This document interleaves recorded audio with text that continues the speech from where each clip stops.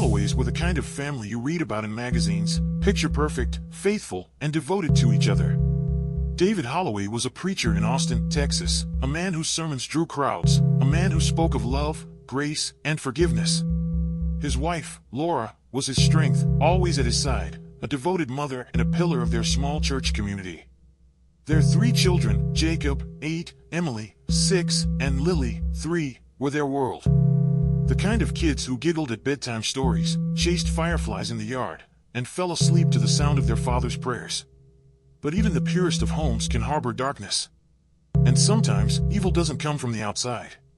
Sometimes, it's already inside, watching, waiting. They never saw it coming. For years, Martha Holloway had been the doting grandmother. David's mother. A woman of faith. A woman who never missed a Sunday service, who baked cookies for the neighborhood children, who kissed her grandchildren's foreheads before bed. She lived with them. She had helped raise the children. She had earned their trust. So when she suggested that David and Laura take a much-needed vacation, it didn't seem unusual. "You both need this," she insisted, her warm smile never faltering. "Let me take care of the little ones. You deserve some time alone." David hesitated. He had never liked leaving his children. But Martha had always been so good to them. Finally, they agreed. The night before they left, David knelt beside his children's beds, tucking them in one last time. "Be good for Grandma," he whispered, pressing a kiss to their foreheads. "We will, Daddy," Jacob promised, his sleepy voice barely above a whisper. Emily and Lily nodded, their tiny hands curling into their blankets. David smiled, unaware that this would be the last time he'd ever see his children alive. Outside their bedroom door, in the shadows, Martha watched. Waiting. The 3rd day of David and Laura's vacation, Martha prepared a special dinner. Spaghetti, garlic bread, and 3 glasses of sweet fruit juice. She moved carefully through the kitchen, her hands steady, practiced. A small glass vial. A careful pour. A quick stir. The poison dissolved seamlessly, invisible. She placed the glasses in front of them, smiling. "Drink up, my loves," she said gently. "It's your favorite." Jacob drank first. Emily followed. But Lily, the youngest, hesitated. "Grandma," she murmured, pushing the cup away. "It tastes funny." Martha's expression didn't change. She knelt beside her, brushing a strand of golden hair from the girl's face. "It's just a new brand, sweetheart," she whispered. "Drink it all, darling. You'll feel better soon." And so she did. That night, Jacob woke first. His stomach twisted in agony. His skin was burning, his body convulsing as he stumbled toward his sister's room. But he never made it. He collapsed in the hallway. Unmoving. Silent. Emily and Lily suffered next. Their breaths grew shallow. Their little bodies trembled. Martha watched it all. And she did nothing. By the time morning came, the house was silent. David and Laura would be home soon. And Martha was ready. The Holloway's home should have been filled with the laughter of children. Instead, it was eerily quiet when David and Laura stepped inside. "Kids?" Laura called, setting down her bags. "We're home." Silence. David frowned. Then, a scream. Laura's scream. David ran to the bedroom, and his world ended. Jacob lay lifeless on the floor. His small hands clenched, his face twisted in agony. Emily and Lily were in their beds, their tiny chests no longer rising and falling. David collapsed, his fingers shaking as he touched his son's cold skin. "No. No, no, no," he whispered, his voice breaking. Laura was sobbing, her arms wrapped around Lily's limp body. And Martha stood in the kitchen, watching, expressionless. She never called 911. She never screamed for help.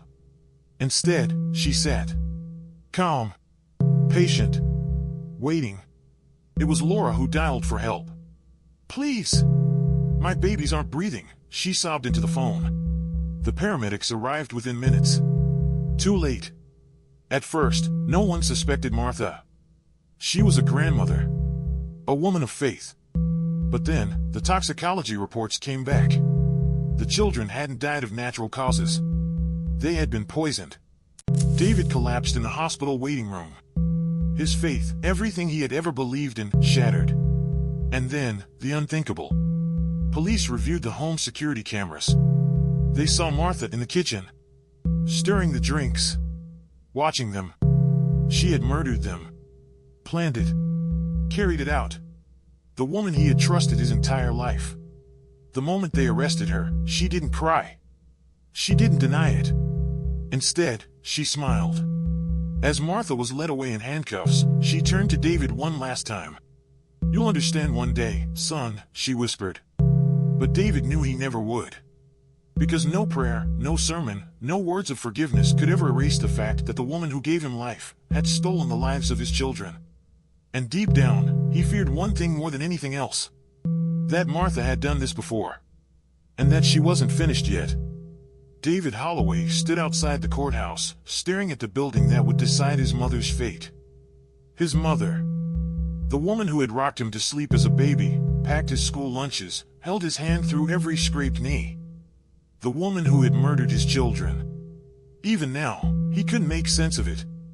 Why? The police had their evidence. The poison. The security footage. The toxicology reports. But one question still lingered in the air like a ghost. Why would she do this? And Martha? She had never answered. Detectives had searched every inch of the Holloway home. They found no suicide notes, no confessions, no signs of mental illness. But what they did find was chilling. In Martha's room, hidden beneath her neatly folded church dresses, they discovered a locked wooden box. Inside, a small vial of the same poison found in the children's bodies. Handwritten letters, letters Martha had never sent. And an old newspaper clipping from 1985. The headline? 2 children found dead in Houston suburb, grandmother questioned, no charges filed. David's stomach dropped. This wasn't the first time. Detectives dug deeper. The 1985 case involved a woman named Helen Whitaker. A 56-year-old grandmother. Her 2 grandsons, ages 5 and 7, had died mysteriously while in her care. No proof. No confession. Case closed. But Helen Whitaker had vanished a year later. And the most disturbing detail? Helen Whitaker's maiden name was Martha Whitaker. Martha Holloway. David felt sick. His mother had changed her name. Moved states. Built a new life. And no one ever knew. Martha Holloway showed no emotion in court. She sat quietly, hands folded neatly, her face unreadable as the prosecution laid out the horrific details. The jury was visibly disturbed. The defense tried to claim mental illness, but forensic psychologists found her completely competent. Then, on the 3rd day of the trial, something happened that no one expected. Martha spoke. The courtroom fell silent as Martha stood to testify. She looked at David, her face calm, almost peaceful. "You want to know why?" she asked, her voice eerily soft. David couldn't breathe. Martha tilted her head, smiling just slightly. "Because, David, I never wanted to share with you." David stared at her, his body frozen. He had expected remorse. Regret. Maybe even insanity. But this was something far worse. And deep down, he knew. She wasn't finished yet. A heavy silence filled the courtroom. No one moved. No one spoke. Martha Holloway's words hung in the air like a curse. "Because, David, I never wanted to share you." David felt his body go numb. His mother had just confessed, but not to remorse, not to insanity. To jealousy. She had murdered his children because they had taken his love away from her. The prosecutor broke the silence. "Mrs. Holloway," he said slowly, "are you saying you killed your grandchildren out of jealousy?" Martha tilted her head. "A mother's love is eternal," she murmured. "And sometimes, we must make sacrifices." Gasps. A juror covered her mouth. David's wife, Emily, let out a choked sob. And David? He just sat there, staring at the woman he had once called Mom. The prosecution wasted no time. If Martha had just admitted to killing her grandchildren out of jealousy, then what else was she capable of? Detectives reopened every file connected to her past. And that's when they found it. A small, overlooked police report from 1990, filed in San Antonio, Texas. A nursing home death. A resident, an elderly woman named Agnes Parker, had died unexpectedly. Cause of death? Poison. And the only visitor she had that day? Martha Holloway. Detectives dug deeper. 1985, the Houston suburb case. 2 grandsons, dead. No charges. 1990, the San Antonio case. Elderly woman, poisoned. No follow-up. 2001, a neighbor in Austin, a widower named Thomas Grady, died mysteriously. Martha had been his caregiver. 2006, another suspicious death in Dallas, a young mother whose husband attended Martha's church. How many victims had there been? How many deaths had gone unnoticed? Martha watched the prosecution lay out the evidence. And she smiled. Like it was all some cruel joke. During a break in the trial, David found himself alone in a waiting room when a guard appeared. "Your mother wants to see you." He didn't want to go. He wanted nothing to do with her. But something inside him, a desperate need for answers, made him stand.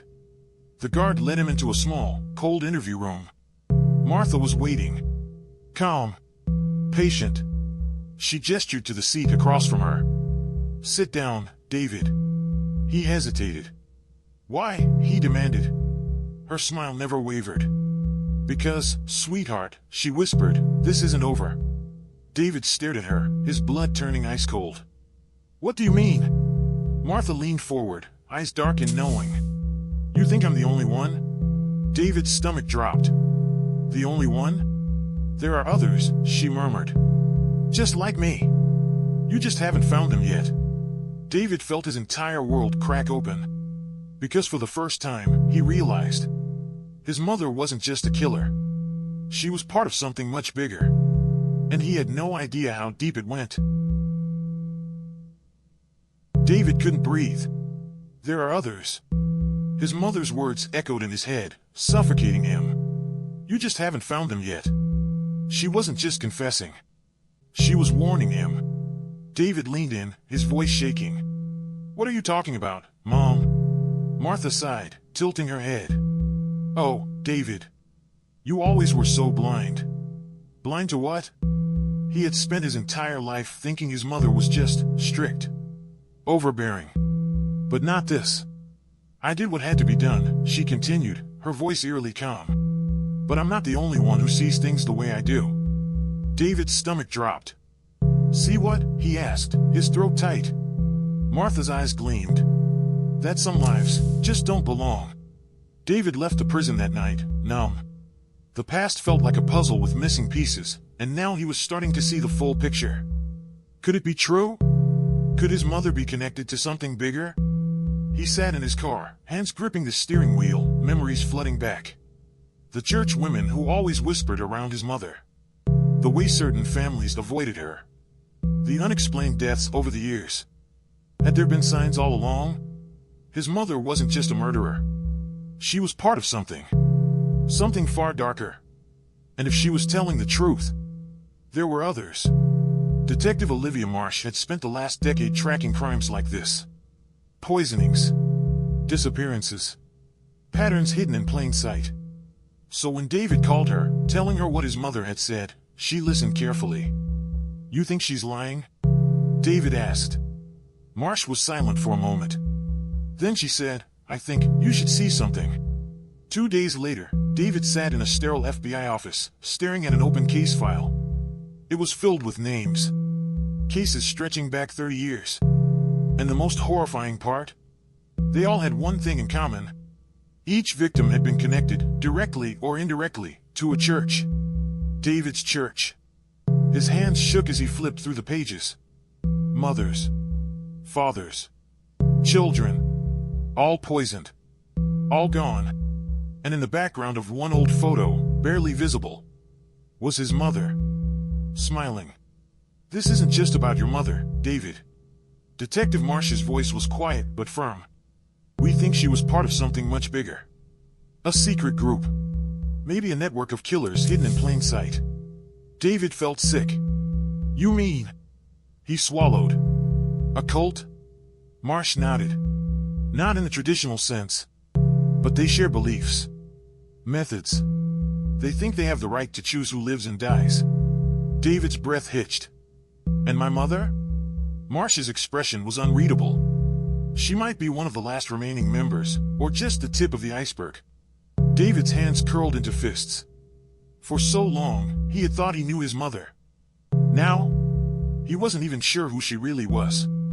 And worse, he had no idea how many more were out there. That night, David was alone in his hotel room when his phone buzzed. A blocked number. His blood turned to ice. He hesitated, then answered. Hello? Silence. Then, a voice, low, eerie, unfamiliar. Walk away, preacher man. David's pulse pounded. Who is this? The voice chuckled. You don't want to know. And then, click. The line went dead. David sat there, chest heaving, mind racing. His mother had said, you just haven't found him yet. But now? They had found him first. David is now faced with a terrifying truth. His mother was just a piece of a much larger mystery. But how deep does it go? And how many more are watching him? David Holloway stood frozen in the courtroom, his heart pounding as his mother's voice echoed from the recording. They don't deserve him. He's too good for them. They take him for granted. But I'll fix it. I'll make things right. Then it will be just me and David, just like it was meant to be. The words hit him like a hammer to the chest. Julia, his wife, let out a choked sob beside him. The gasps from the jury and spectators filled the room, but David barely heard them. He turned to look at his mother. Margaret Holloway sat motionless at the defense table, her expression disturbingly calm. For so long, he had refused to see it. The little moments, the controlling nature, the way she inserted herself into every part of his life. But this was madness. She had poisoned his children, not out of rage, not out of desperation, but out of obsession. The prosecution had laid everything bare. The poisoned meals. The hidden bottles of chemicals in the trash. The web of deceit that Margaret had spun around herself, pretending to be the grieving grandmother when she was the executioner all along. And now, the final proof, she had done it all for him. The judge's voice was steady, but the weight of his words was undeniable. Margaret Holloway, for the premeditated murder of 3 minors, this court sentences you to life in prison without the possibility of parole. Silence. Then, a shift. Margaret stood slowly, her eyes sweeping across the room, landing on David. For the first time, a flicker of something crossed her face. Was it regret? Pain? Or was it something more terrifying? She opened her mouth, her lips forming silent words. I did it for you. David felt his stomach turn. He turned away, unable to look at her any longer. As the bailiffs approached, Julia reached for David's hand. Her grip was tight, desperate, as if clinging to what little they had left. Margaret was led out of the courtroom, but she never screamed, never fought. Because in her mind, she had already won. The trial was over, but the nightmare wasn't. The Holloway name was tainted forever. David's once thriving congregation dwindled. Whispers followed him wherever he went.